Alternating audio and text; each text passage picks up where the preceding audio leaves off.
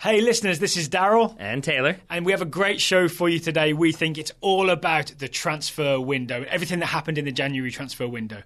January transfer window is now closed, but the Mack Weldon shopping window is not closed. It is not. That means you can still get your basics like shirts, hoodies, underwear, socks, and more advanced things, that's what I'm calling them, like polos, your Sunday lounge pants, or shorts. Might be a little cold for that in Richmond, but elsewhere you could still do some shorts. Mack Weldon can help you there. There was a rumour on the BBC website that you actually bought some Sunday lounge pants.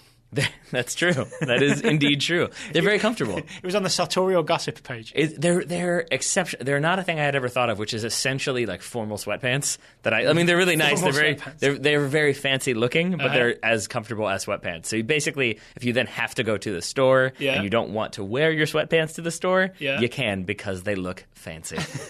And I've mentioned in previous Mack Weldon sponsored episodes, I had my eye on an Ace hoodie. I've actually put it in the cart. I hadn't pulled the trigger yet. I've waited until after the transfer window. I see. And now I really am going to order it tonight. I'm going to get it sent my way. All right. Well, you or our listeners can do that. They can also take advantage of the TSS promo code to get 20% off. You go to MackWeldon.com. That's MackWeldon.com. Buy any item and use the promo code TSS for 20% off. Thank you to Mack Weldon for sponsoring today's episode. Now on with the show.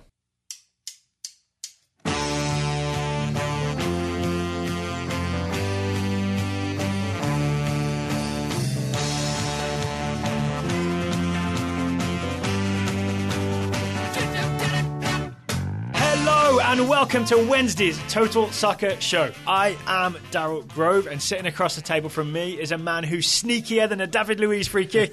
It's Taylor Rockwell. Hello. Hello, though not nearly as accurate or well taken, I think. Does that fit? Probably not, but even so. You get what I'm getting at. Can we talk a little bit about this free kick? Before we talk transfer window, we're going to talk transfer deadline day, January transfer window, some of our favourite moves.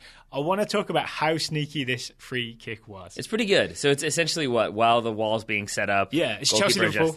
Goalkeeper adjusting, no one's quite set. And David Luiz, I guess because maybe no one has asked for the whistle, so you don't have to wait for the referee to blow the whistle before you take the kick. Because of that, he just runs up, smashes it. It looks like Willian is getting set to take it. Willian takes those 2-3 steps back of the person who's about to step up and take it. And his angle is the angle of a man who's going to approach from the side and bend it, right? Here's my question. How much does Willian know about what happened? So I've watched this a lot, and I think he doesn't know that much. Now, I could be totally wrong. Maybe it's something that they've drawn up. But just because he's looking at the wall, he's sizing up the goalkeeper, the location. He seems to be like he's doing all of the things that you do, like the range finding that you do when you're about to take a free kick. It's good acting. And as he's doing it, because he's looking off to the left, as I've just done, if you're wondering why my sound suddenly changed, that's when Luiz comes running up. And so he only kind of turns back, and I think then watches the kick, watches it go in, and then has no time to be like, what are you doing? Yeah. Like, it's not like it's a really long-range kick. It's like 25, 30 out. So I think by the time it goes in, it's not like he's going to be like, hey, that was supposed to be my thing. Yeah. It's more like, okay, yay, we scored, and off they go. I kind of love the opportunism, because there's there's a big gap there.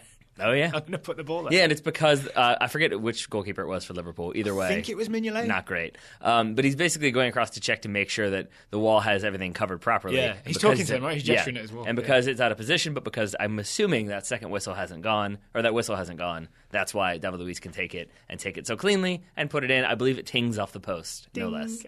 Good times. Yep. Good times. All right, so let's get to today's business. The transfer window is closed. This is true. It's slam shut. We are going to go through, I want to say 10, but there's inevitably going to be more. Oh, yeah. Favorite deals that happened this January. Might have a recency bias because I'm always more interested in what just happened. But I gotcha. It was a big window, and there were no gigantic moves, right? There wasn't like Zlatan went to Liverpool, right? Yeah. There wasn't a big attention-grabbing move like that. But How dare you even mention that as being a possibility? Well, just trying to think of like a blockbuster kind of thing, right? Nothing like that really happened. No, I guess the closest would be one that I think you have. We'll get to that one later on. Yeah, and you've gone with, how did you phrase this? Your 5... favorites? I think I've gone for a combination of like favorite / most interesting. Okay, in my mind. Let's put it this way: it's the 5 we most feel like talking about today. There we go. That's fair. That's fair. It's less of a catchy headline. Probably won't use it, but it is accurate, so we'll roll with it. And I'll get us going because my first one that I want to talk about is Joey Barton, who was unattached. I did not see this coming. Yeah. Oh yeah. He's number one. Number one with a bang. Unattached, formerly of Rangers, had been, in some squabbles, released by the club, signed by Burnley. 34-year-old midfielder, played for Burnley when he got them promoted. Oh, yeah, but still doing big things. So number one with a cigar in the eye. There we are. He's played in every match possible outside of the one that he was suspended. He was suspended for one from a red card, I believe, received when he was still playing in Scotland. Right. That carries over. So every match since he joined Burnley. Yeah. 6 games he's played, 3 in the FA Cup. Those were 2 wins and 1 draw. That draw forced a replay. They've won both. Premier League, 3 games, 2 wins and 1 draw. Prior to his signing, they had won 3 in their last 9 games, had Burnley. So it seems like he's kind of returned to the club where he was in form, where he helped them get promoted. It seems like he has kind of not missed a beat to the extent that I believe in one of his first games back, he came off the bench. I think it was his return to the Premier League, came off the bench within 5 minutes, took a free kick, scored it. It was the game winner. Do we know why he left in the first place? I think he said he just wanted to challenge himself elsewhere, that he wanted to go out and experience. Premier League. Apparently, wanted to go experience new things, and apparently that didn't work. But the other reason why this is so intriguing for me is because he still has this potential ban hanging over his head from the betting that he did. He bet, he's alleged to have bet, I believe, in over 1,100 matches in 10 years. That's all come to light recently. Right. So he could be facing a really lengthy ban. So is it one of those things where he didn't bet against his own team and as then I recall, put out yes. sloppy passes? It's more like he bet on his own team to win. Or he just bet. Some people do, but it is technically against the rules. I think, but just betting, because I'm pretty sure he hasn't played 1,100 games in 10 years. So I think it's also just betting in general. Oh, you're not allowed to bet on any football. Exactly, right. exactly. Okay. So it doesn't really... Yeah, so it's still kind of the Pete Rose thing where he didn't necessarily bet on his team to lose, but he still bet and wasn't supposed to. So with that in mind, it could be that he plays for the next month and then is suspended for 3. He might be suspended for 5 games. Who knows? But so it'll be really interesting. For the weird drama around the edges. Well, because it's Joey Barton, who's no stranger to drama, who's had many different altercations and incidents in his career. But it seems like has gone back to Burnley where he was really happy, where he remains really happy. The fans have welcomed him back. Sean Dyche has welcomed him back. He's very happy to be playing for Sean Dyche. So it seems like it's a match made in Burnley. He's not really happy until you see his butt cheeks. Put it that way. I'll take your word for it. You know what I'm talking about? No. He celebrated way back in the day by just pulling his shorts down and showing his butt to some supporters. It could have been so many different things. It could have been that. It could have been he kicked somebody in the butt. When he was at Man City. Could be he has a random tattoo there. I don't know. It's an art project. He seems to be pretty big into art. Who knows? Okay, my first one. You went with an Englishman. I did. I'm going to go with an American. All right. It's Rubio Rubin. This may have been off some people's radars. Brian Sciaretta, I want to thank for tweeting it out, and it got on our radar. Rubio Rubin, the 20-year-old US men's national team striker. He has 4 caps, Rubio Rubin. He was once the up-and-coming teenager at Utrecht in the Netherlands, has left Utrecht on a free transfer to go to Silkeborg in the Danish Superliga. All righty. Step down, right? A lot of people saying this is a step down. But I think as Brian Sciaretta, because I saw in this tweet thread, rightly pointed out, not playing for Utrecht in the Eredivisie, it's a step up to then go and play for Silkeborg in the Danish Superliga. Absolutely. You know who would echo that sentiment? Who's that? Ted and Tracy. Rubio Rubin's so we got a scouting report, yeah. Okay, I'll turn this over to you then. All right, yeah. What does Ted and Tracy III say? First of all, this move was brought to my attention by Ted, not Brian Sciaretta. So, thank you, Scouting Network. You have your scouts, I have mine. Indeed.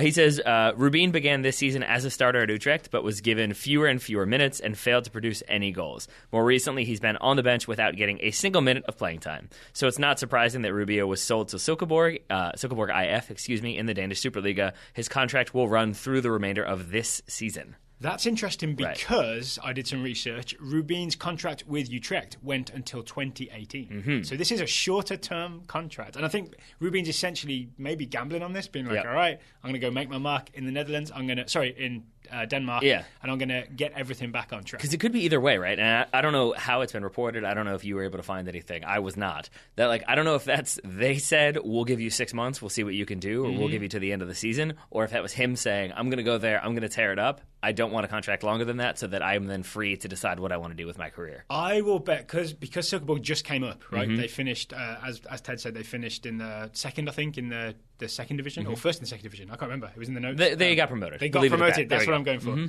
They are right now 10th out of 14 teams in the Danish Superliga. Danish Superliga does that weird thing where halfway through the season, they split into a championship bracket and a relegation bracket. Silkeborg look like they'll be in the relegation bracket. So maybe they don't want to They don't want to make a long-term commitment That could be too. to a new player and get themselves in trouble. So I'm going to decide that it's for both. That Rubio Rubin has decided he's going to go there and tear it up and score many goals. Yeah. And Silkeborg are just a little bit concerned, especially since they have to pay Heidi Klum's salary to be their town mayor, so they can't really risk it. Shout out to Conor Rivera and Jonathan Holmgren. And the Raiders of Parks and Recreation. Yep. Also worth noting, this is why people should care about this. Rubio Rubin was one of the most exciting teenage forwards. He's only 20 now. If you've seen footage of him, he is strong, he is fast, he is clever. He will receive a ball, hold someone off, and either turn into a nice layoff, or he'll accelerate away and shoot. There's a reason he was playing for the US national team as a teenager. He was tearing it up for the U20s before he got this ankle injury in, I think, early 2016. That really slowed his career down. He was starting for Utrecht, I think, until this injury sidelined him. I could also be totally wrong, but as I recall, I think he also picked up an injury in the U20 World Cup in 2015 and had to miss time in that tournament as well. So maybe Silkeborg would do well to invest in bubble wrap as well. Just keep it healthy in between games. But US fans, maybe keep an eye on what Silkeborg are doing and what Rubio Rubin's doing, because this is a guy who could contribute to the US men's national team if he gets back in the form he was in. Well, thank you for that setup, because I'll jump out of order and I will jump to an American of my own. It's Terrence Boyd, who moved from RB Leipzig Leipzig, excuse me. We've had many emails. Leipzig to Darmstadt, which I'm assuming I'm also mispronouncing. So Terrence Boyd not getting any minutes for Leipzig, not in consideration outside of their U13s. So he moves to Darmstadt, where he will, it seems, be very likely to get minutes. He's already started a game, I think. Yes, but we don't know if that's a good thing, because as of time of recording, they are last in the table, 9 points from 18 games. The game I saw the stats for, they lost 6-1 with Boyd starting up top. It's not great. Not great. Did he score? No.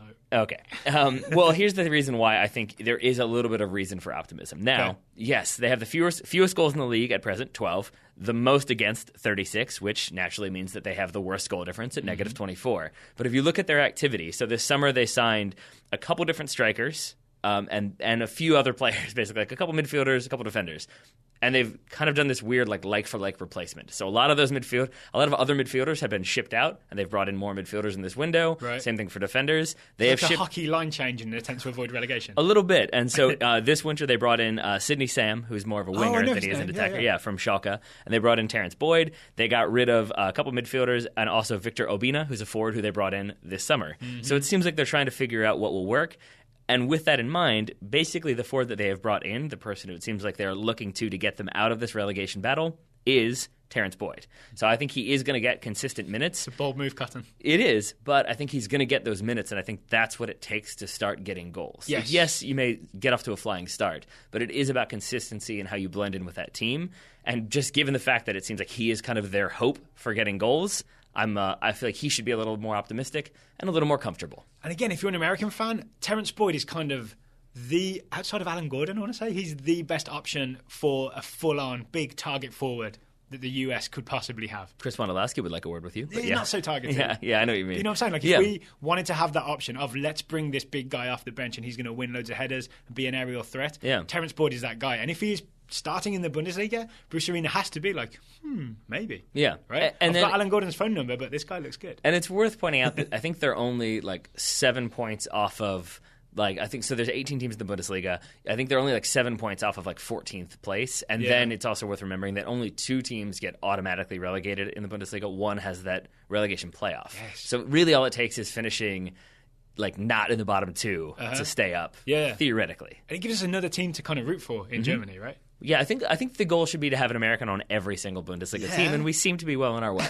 Do you think there's a secret plan for this to happen? I hope so, and I like it. All right, closer to home, or at least my former home, my next favourite transfer is Helder Costa, 23-year-old Portuguese winger on a permanent move from Benfica to Wolverhampton Wanderers. £13 million. It is a Wolverhampton Wanderers record. How do you feel about that? Super excited. Really? Yeah, so he's been on loan. We had the takeover in the summer. We had the new ownership group.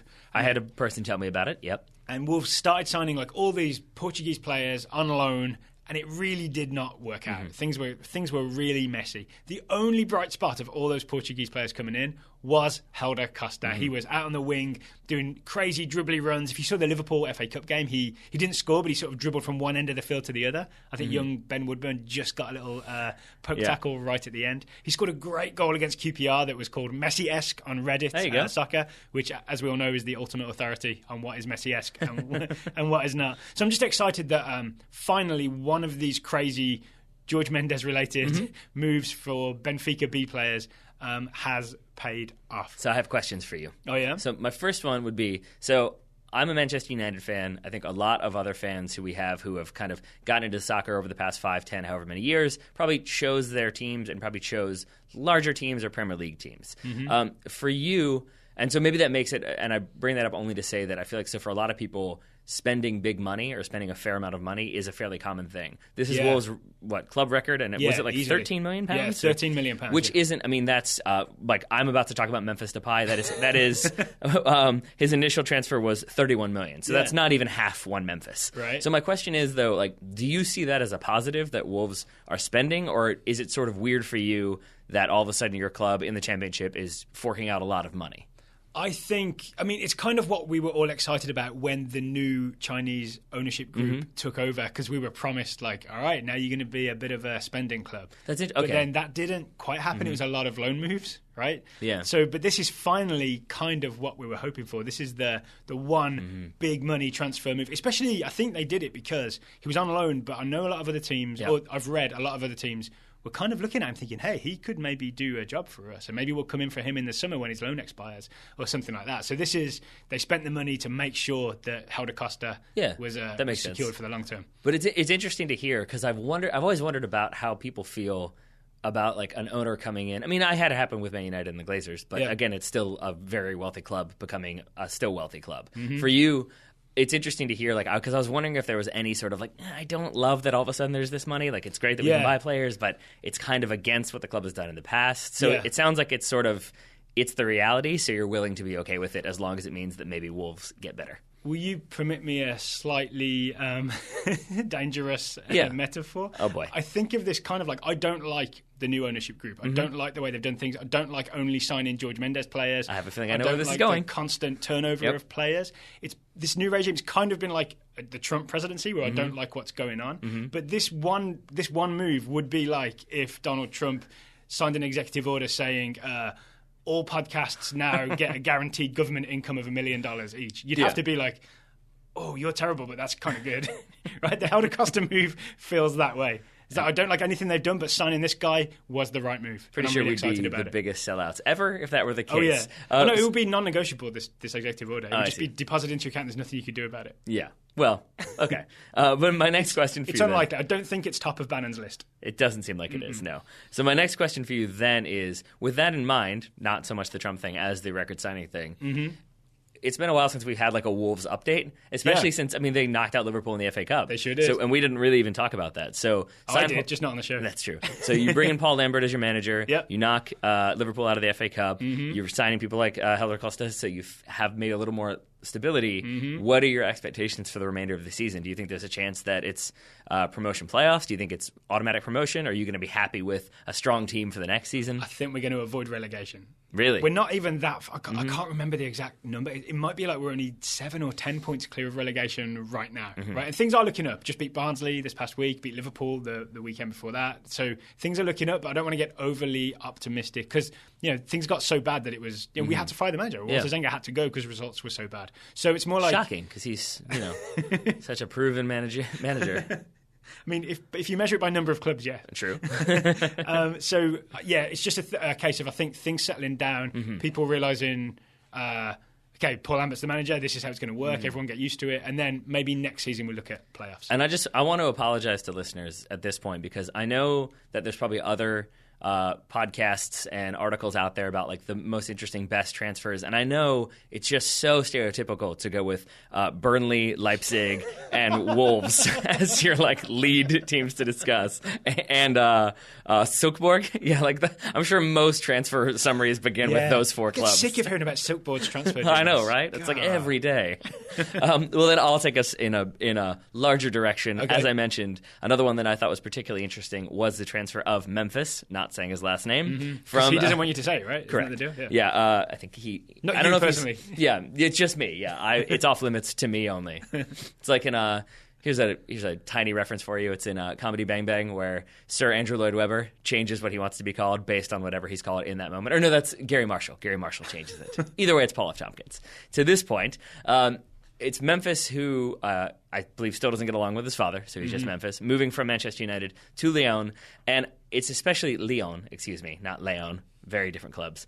It's especially interesting to me because he's another guy who I just kind of had in my mind that he's been there for a long time and is now like 25, 26 maybe. He's 22. So he's still very young. And I think it's basically that he seems to be a player who thrives on confidence. He had a lot of confidence at PSV, had a lot of hype. And I think was able to live up to that expectation. He comes to Manchester United. I think it's a Manchester United team in flux. There's a lot of chaos. It's Louis van Gaal.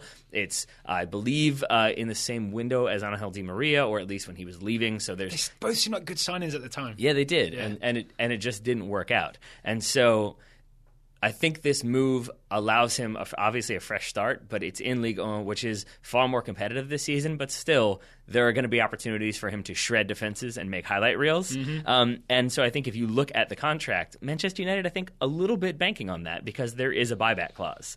Now, I did not know that. There is. Now, it sets them up to be a laughingstock because they bought him, as I said, for £31 million. This transfer is 16 million euros, rising to 25 if he, cures cancer or something, I'm sure. But the buyback clause is set at 35 million euros. So there's a chance that they end up spending, if they were to buy him back, over 70 million euros on one player twice. Well, at least Manchester United haven't ever done that before. Yeah, I know, right? Exactly. I know I set myself up for that. But yeah, so it's a 4.5-year deal, which is a very long deal. And I think the biggest thing is that I can't remember if it was Marcus Rashford who I think was frustrated by his number being changed. But either way, one of the bigger things for me is that he's moving to this club. He's getting number 9. That's the jersey he's been given, and it seems like a very clear indicator of we're going to back you, we're going to give you the opportunity, you're going to get the goals, it's going to be great. If nothing else, I look forward to seeing some Memphis highlights because when he's in full flow, he's really exciting to watch. Absolutely, right? Kind absolutely. of young Cristiano Ronaldo-ish in many ways, right? Please call me Gary. Excuse me? Tying it all back together. All right, Larry. Okay, next up, I've gone for a very obscure one, but with a very good reason. This is the transfer of Groningen right back Hans Heiterberg. Again, right back into the mainstream, Daryl. Come on. Hans Heiterberg has gone to Atalanta for €1.5 million. Could you guess why this is a big deal? I can. Oh, you already know, right? I do. It's because he was the starting right back for Groningen. Or most of the time, he was the starting right back. If he was maybe, say, injured or suspended, then it went to young American DeSavio Payne. So it seems like with this transfer, more on that. More on the transfer in a second. I just want to add that I think you pronounced his name properly, but I prefer to think that he really just doesn't like the Boers in South Africa. Hate Boer.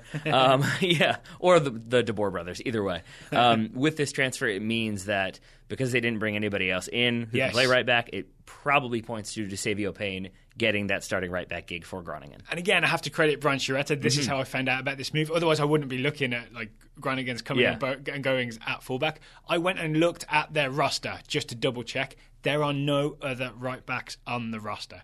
So it could be that maybe they're thinking about a midfielder that they might drop back there, but it seems much more likely. Oh, back three. No. Hope not. It seems much more likely that now DeSavio Payne, 21-year-old Dutch-American right back, he was born in the United States but has a Dutch mother. That's how he moved back there. We've seen him for the U20s in the World Cup.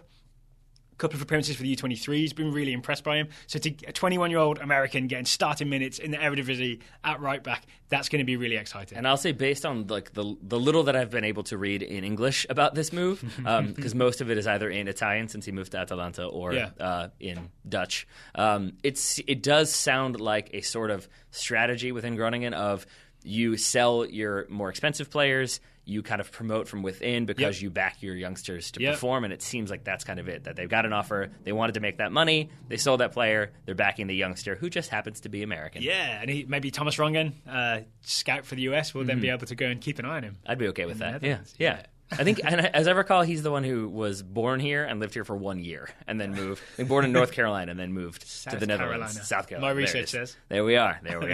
Well, since you've gone back to an American, I will go back to an American as well. Okay, who you got?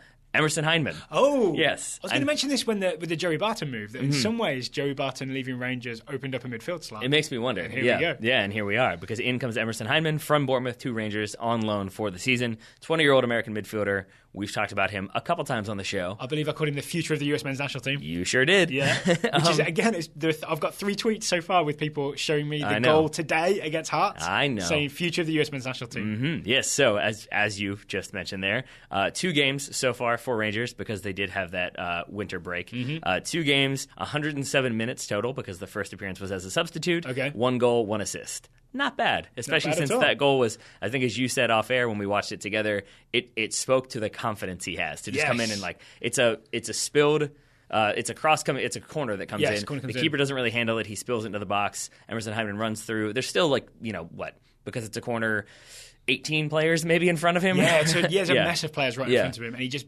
bangs it top left corner, and then he shushes the crowd. He shushes the Hearts crowd, because they were winning at that point. I assume they were giving Rangers grief. And it reminds me, I know it's not to the same level, I know it's a different time period, but it reminds me of a little bit of that Maurice Edu goal when Rangers beat Celtic, and just seeing like an American score for Rangers, who are this just have so much history.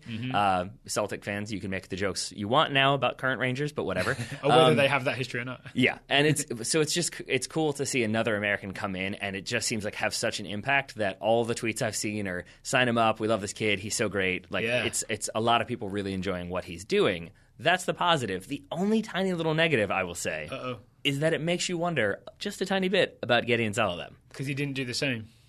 At a lower level, because it was Rangers last season, not in the SPL, right? In the second division. Right, exactly. So, actually, I don't know what it's called, but it's definitely the second tier of Scottish football. Yeah. And so, not really having that successful of a go. I know there were some injuries. I know maybe struggling to handle the physicality. But it does make you wonder now that Emerson Hyndman has gone there, seems to be performing well at a higher level. Gideon Saladem going to the second division in the Netherlands. Yeah, very Venlo. Not ideal. Not the same standard at all. So, it does make you wonder if maybe we and other people within U.S. soccer overrated him a little bit, and maybe the direct impact he could have. I think it's more we were just excited about Saladem because he was an Arsenal player, whereas we weren't as excited about Hyndman because he wasn't with a big team. No, you're absolutely right. And I used the wrong word. I don't mean overrated. I mean kind of overhyped him a little bit for that exact reason. That it's like he's in the Arsenal Academy, scouted by a Virginian, which is something to be proud of. Shout out to Danny Carbastion. Indeed. And so I think maybe it just made us all have this expectation. He's in the Arsenal Academy. He's going to do amazing things. Yeah. And maybe he still will, but it's definitely not the career trajectory that maybe we were hoping for when we first discovered young Gideon. What I've been reading is that maybe he didn't thicken out as quickly as people thought, so he's kind of just a bit too easy to knock off the ball still, especially for any Premier League action. Which maybe coincides with, forgive me, I forget who scouts Emerson Hyndman for us. Richie Garcia. Thank you. But Richie's point last time that it looks like he's gotten more muscular as the season has gone on. Yeah, it makes me wonder if maybe that's part of why he's succeeding. He's bulking up, maybe some creatine for Emerson Hyndman. I know you've got some more to talk about, Daryl Grove, but before you do, we've got a sponsor on today's show. We sure do. Today's sponsor is Blue Apron. Blue Apron is the #1 fresh ingredient and recipe delivery service in the United States. That's right. Not all ingredients are created equal. Fresh, high-quality ingredients make a real difference, so it's important to know where your food comes from. Blue Apron allows you to do that. I knew where my food was coming from, therefore, when I cooked my first Blue Apron meal, as well as my second and third. I've talked about my experience. What about you, Mr. Grove? You've now had the chance to do the same. So mine was a week delayed because I was out of town.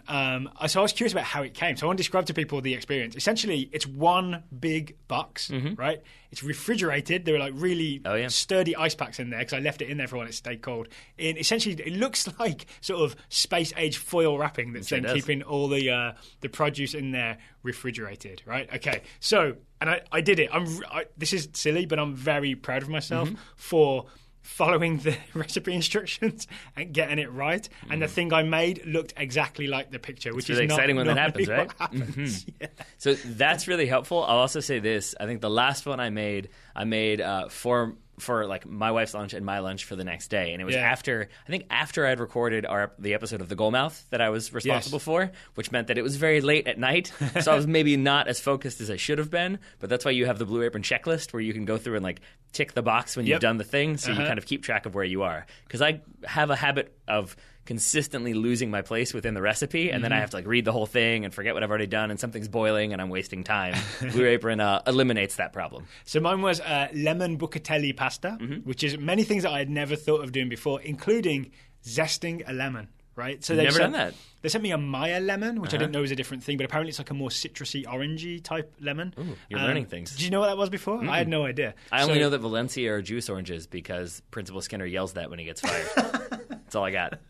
So yeah, I zested the lemon and then like with some garlic and olive oil, like got it in with the pasta, and I had this great lemony flavor, which I did. Now I know how to do that for the future. I see. Did it make you want to like sing the Italian national anthem while doing it? I wish I could say yes, but it didn't. I think I could, and I'm not going to. It's your favorite anthem, right? It is indeed. Yeah. Well, outside of, the Star Spangled Banner. Yes. So, moving away from me singing, I will say, though, that for folks who want to check out this week's menu, they can get their first 3 meals free with free shipping by going to blueapron.com/TSS. You'll love how good it feels and tastes to create incredible home-cooked meals with Blue Apron, so don't wait. All right, that's blueapron.com/TSS. Blue Apron, a better way to cook. Which is true, because mine came out nice. And it allows for, that energy, that feeling of eating good food, and thus that energy to discuss more transfers. So let's get to it, Daryl Grove. What have you got next? Who's up next? Is me up next? It is. Okay. I've done 4. You've done 3 at this point. Okay. The next transfer I want to talk about, weirdly, is Dimitri Payet from West Ham to Marseille. Oh, really? Has it been discussed? Well, this is one of the reasons it's the thing I want to talk about. One of the reasons I'm most excited about it is that it's done and it's over, and we're not going to have to deal with this for another 6 months, right? I'm just glad it's in the books. Yeah. So for those not following, Dimitri Payet made it very, very, very clear that he did not want to play for West Ham anymore. He wanted to go back to Marseille. So from there, Marseille kind of lowballed West Ham on the bid. West Ham said, we're not selling him. Then West Ham said, we need at least 30 million. Yep. And then Marseille offered 30 million euros, which is current exchange rate 25.5. And I think it got towards the end of January and West Ham were like, okay, we accept. Still very much a profit, right? I think yes, for because what they brought him in for. They signed him for £15 million, sold him for £25.5 million. Yeah.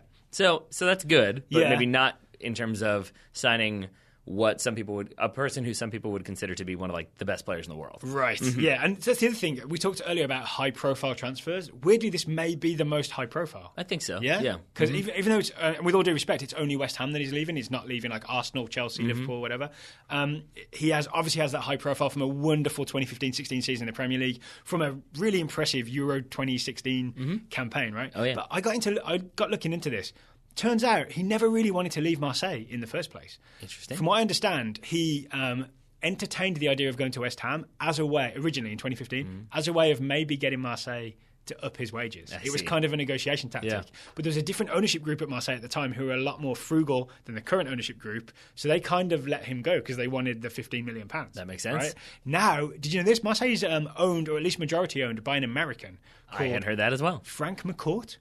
Not the Irish writer, but the guy who used to own the Dodgers, I think. LA Dodgers? Is that a team? Did they move over there? They did. Yeah, LA Dodgers. In like the 50s or 60s, Oh, okay. yes. I'm just catching up on baseball. I think. From Brooklyn, I can tell you that much. He also owns the rights to the LA Marathon. So this guy's making some money and is willing to spend a bit more money. So that's why he was happy to get Dimitri Payet back and to like up his salary from what it was before. And with the pound falling against the euro, now it's easier to match what he was earning. So this has all fallen into place for Marseille and for Payet. The losers are West Ham, but I guess at least Marseille and Payet are happy. This is true. And then I think they went out and signed Snodgrass and a couple other players, I think. So I think they did try to kind of reinforce. Yeah. Maybe not to the extent that they should have, given that they lost to Man City 4-0 today. Last time I looked, but they did win their first game without Dimitri Payet. So, a little bit of one, a little bit of the other. Because they had a few days to spend that money, right? That's why. Yeah, there we go. So there you go. That's why Payet's one of my most interesting deals of January. All right, my final of the the top 5 that we're going to discuss is a man that we've talked about many, many times on this show, though kind of with decreased regularity. It's Martin Odegaard. Oh, yeah. Okay. The 18-year-old midfielder, attacking midfielder, sometimes forward, sometimes winger for Real Madrid, who has been loaned to Heerenveen in the Eredivisie. I'd forgotten where it was. Yeah, okay. Yeah, and it's interesting for 2 reasons. One is that he is he is like basically immediately getting minutes. In the first game, it was 1 minute. He came on the 89th minute. Since then, it's kind of expanded to like the full 90, starting, maybe getting subbed out here and there. But he's played 4 games so far. The problem, though, is that the results are kind of going the opposite of the way you would like. That game that he came on the 89th, they won. Since then, starts with that win, then it's been loss, draw. So not maybe the best of results. We can't say it's his fault, no, though, right? Absolutely not. No, and it takes some time to gel. Was it correlation does not imply causality? Exactly. Sure. Why not? But it's him starting. His argument. It's him starting the center midfield, which is a position that takes time to grow into. It takes time to kind of evolve and understand what your responsibilities are going to be.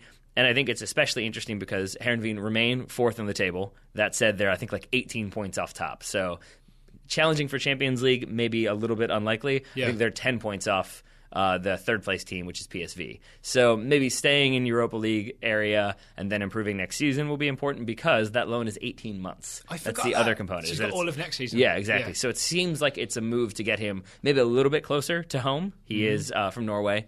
Yeah, so the Netherlands gets you a little bit closer, and then just get a little more comfortable. Look at the map. That checks out. Exactly. Give you the time to grow, and it gets you out of. And this is the part that I think could be one of the more interesting points. Is that we talked previously about how there was that issue of his contract like guaranteed first team training, but that he was playing with the Castilla team, and so there was some frustration about like him never really kind of gelling with the team because he hadn't trained with them, and vice versa, and so.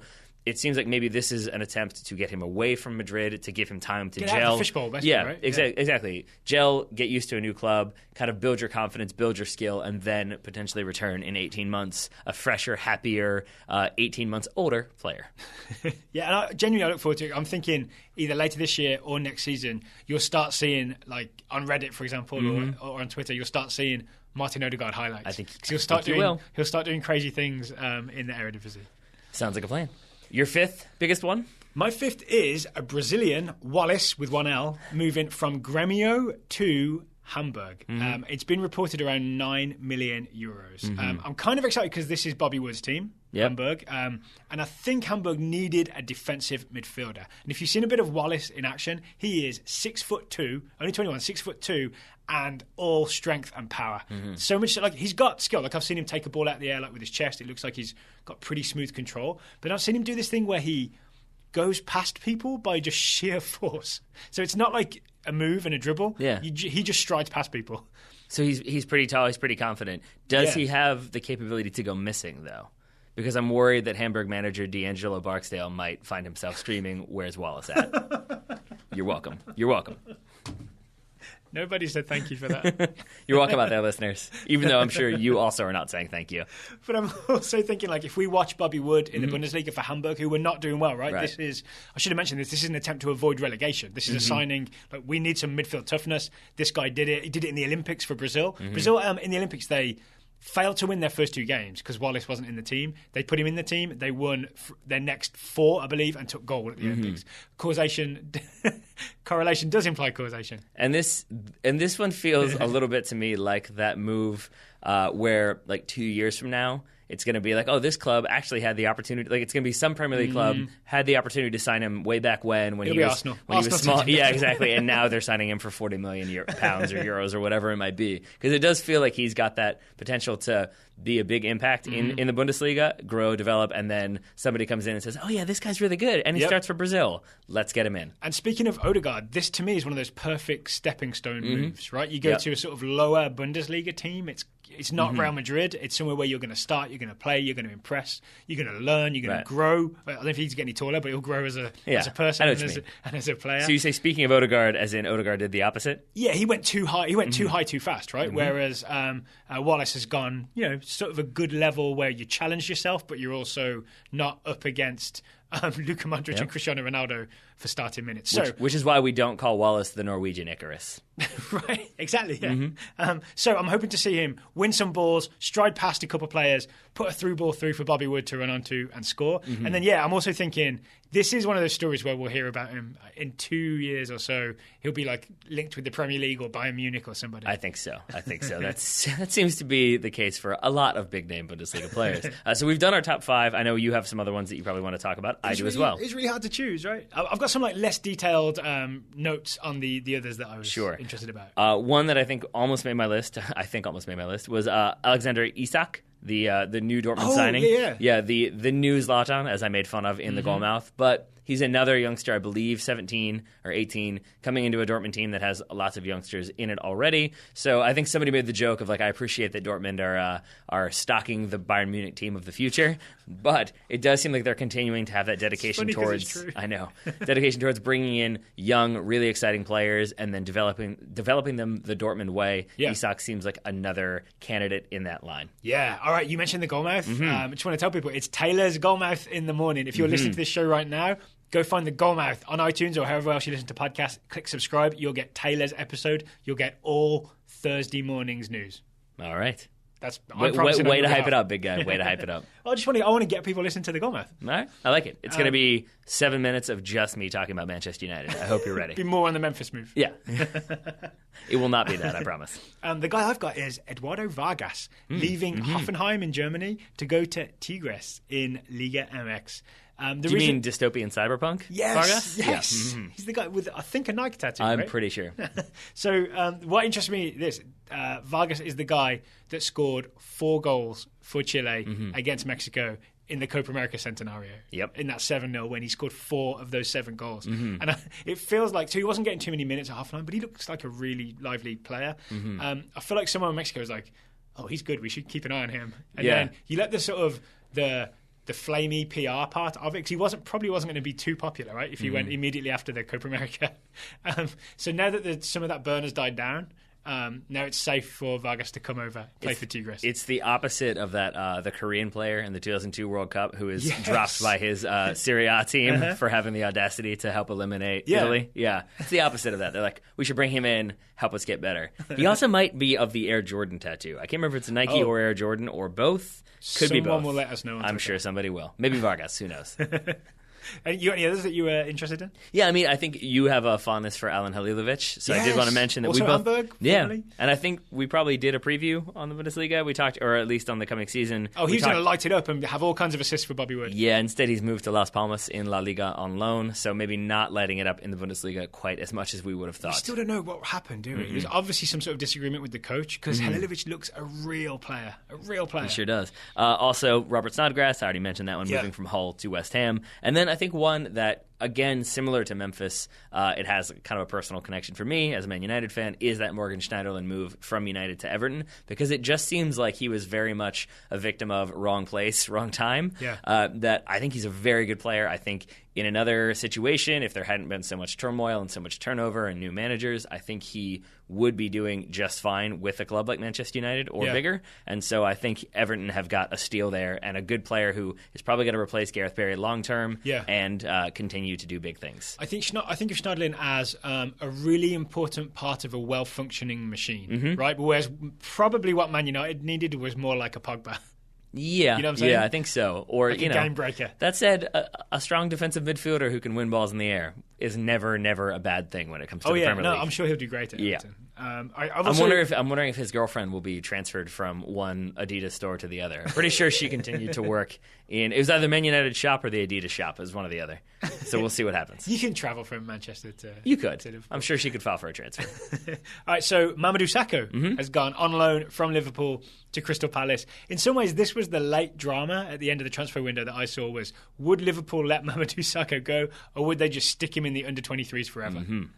The answer was they let him go to Crystal Palace. Yeah, so Sam Allardyce has got himself, I think, a really good centre-back. So it could be one of the things that turns Palace around. I think this is a smart move for both clubs, actually. And I saw a couple different, rate the Premier League teams January window. Yeah. And I saw a lot of people giving Liverpool very poor marks for not signing any players to kind of bolster the ranks, but also for letting Sakho go because he could have been brought back in. I think the opposite. I think he helps Crystal Palace. He helps... probably Sam Allardyce, assuming he's still there, stay up and keep the team in contention, kind of bring his confidence back, and then either he goes back to Liverpool, a really confident player, ready to kind of prove that he belongs there, or he gets Liverpool a lot of money. It's one or the other when Crystal Palace try to buy him. I don't know if his contract runs down or not. That's a good point. Because he's been there a while, right? I feel like his contract might be on the way out. That said, I feel like if you're Liverpool... if your contract is running out, you wouldn't loan him out. You would make them buy him. So maybe it's more likely that he's got like a year and a half left on his deal. Right. And so you're hoping that either he renews for a year or you can make some money off of him, at least more than you would have with him sitting on the bench. I'm sure a Liverpool fan will let us know on Twitter. Yeah, I think so. It seems likely. You got any more? I've actually got 2 more that I want to mention. Mention away, my friend. Let's start with Yangel Herrera, which I'm not sure is how you pronounce that. It may be Angel Herrera. He's a 19-year-old Venezuelan defender/midfielder who Pep Guardiola has picked out from the crowd, just like Bruce Springsteen did to Courtney Cox in that video. Topical. And signed for Manchester City. This 19-year-old Venezuelan. Courtney Cox did. Yeah? Oh, I didn't know that. Is that not what happened? No, I'm not sure. Either way. I'm pretty sure that happened. I think she signed for NBC for a fair amount of money. So Man City have signed this young Venezuelan, 19 years old, from Atletico Venezuela. So this could be a guy that we see playing for Man City this season. It could be. Because, they've got problems at defensive midfield. You can't have Yaya Toure doing it forever. You got problems with Stones at centre-back. This could be a guy that makes an appearance. Or, could be work permit problems. Could end up at NYCFC, because that is where Man City can send some promising but surplus to requirement players. I don't know, because I think Man City's defense has been so locked down and solid this season that introducing a newbie in the middle of an already arduous campaign should go fine. But what could go wrong? It's more just like it caught my attention because if Pep Guardiola decides this 19-year-old Venezuelan fits what I want to do, right? Even though you could argue Guardiola's been a little bit discredited in the last month or so, he's not suddenly not a good coach, right? He's not suddenly someone who can't spot talent. So Yangel Herrera. All right. And you said you had 2 more. That was 1? Kevin Nagel. Interesting. People in California just shivered. Kevin Nagel has transferred from... Some people in California. Right. Yeah. Kevin Nagel has transferred from hero to villain in Sacramento. Well done. So here's the backstory. I'll make this short because it's more detailed than this, but we'll give the summary. Sacramento Republic, a really good USL team, good organisation, getting like 11,000 fans per game in USL, which is well above league average, I believe.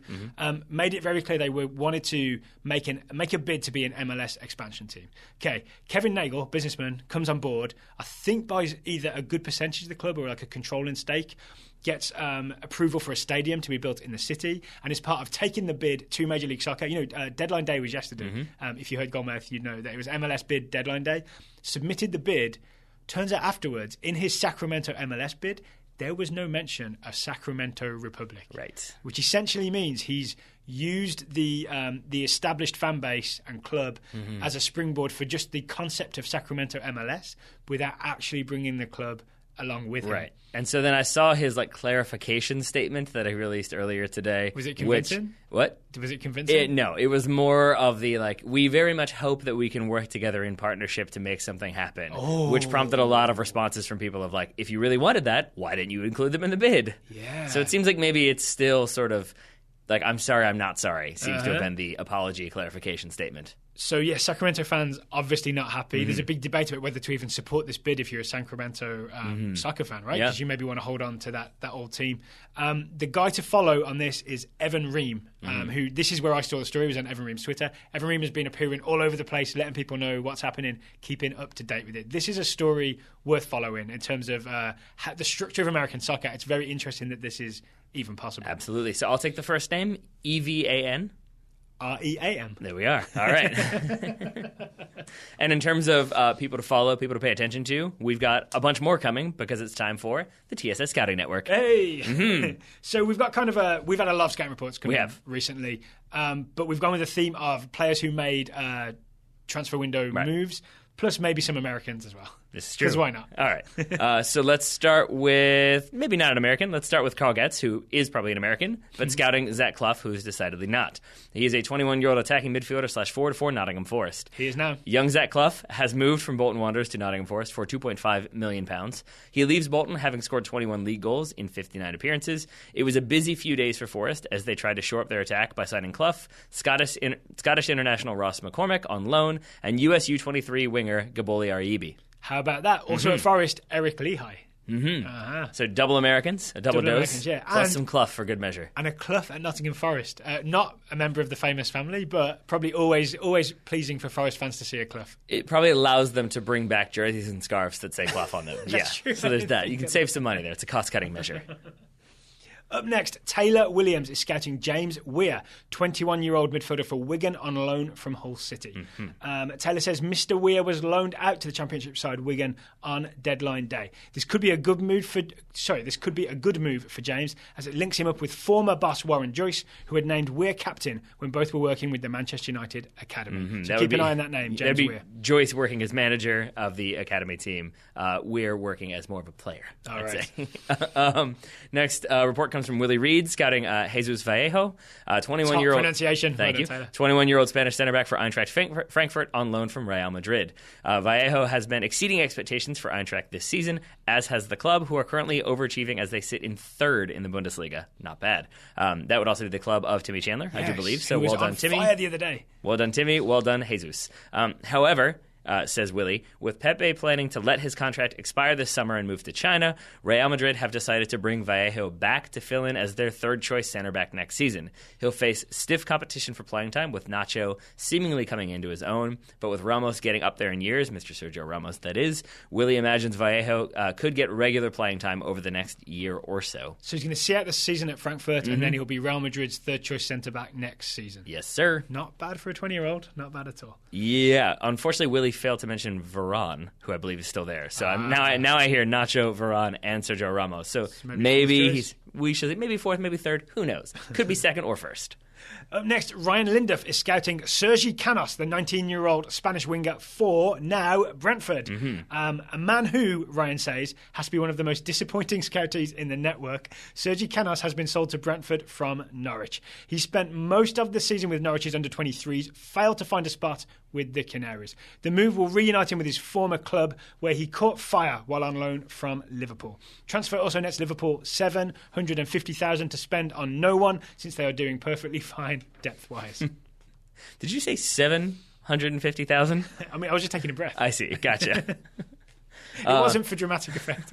Well, a man who had about 45 minutes to catch his breath was Julian Green. Scouted by Andy Hollums, Julian Green, the 21-year-old American winger / forward, now for Stuttgart, got the start in Stuttgart's 1-0 win on the road at FC St. Pauli. That's good. The bad maybe is that he was subbed off at halftime, and the guy who replaced him, Carlos Mane, scored the only goal. So Green gets some credit, right? Writes Andy. Either way, Andy says he's happy. The Swabians, however you want to go with that. Swabians. There we go. Got the win with an American starting. Way to see the silver lining, Andy. I mean, way to be positive. At least Julian Green is playing, right? And this is in the second Bundesliga. Yes, 4.5. He's playing. It's just a start. Start. Sure. All right. Final scouting report today comes from Tyler Dunaway, who is scouting Gabriel Jesus, the 19-year-old Brazilian forward for Manchester City. Gabriel Jesus started and went the full 90 in Man City's 3-0 win over Crystal Palace in the FA Cup this weekend. He had a great assist on the first goal, but missed a great opportunity from about 10 yards out to get his first goal.